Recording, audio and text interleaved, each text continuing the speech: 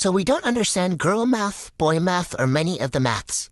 But we are pretty good at dog math, so here's another lesson. Dog math is when I finish one meal, but it's actually 0 meals because there's no more food and I'm hungry again. When you leave me at home for 2 hours, it's actually 2 days. And when you leave me at home for 2 minutes, you also left for 2 days. How dare you?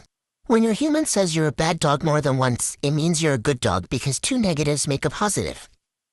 When they say you live rent-free, it is not correct because you pay with your love, affection, and cuteness. You're welcome.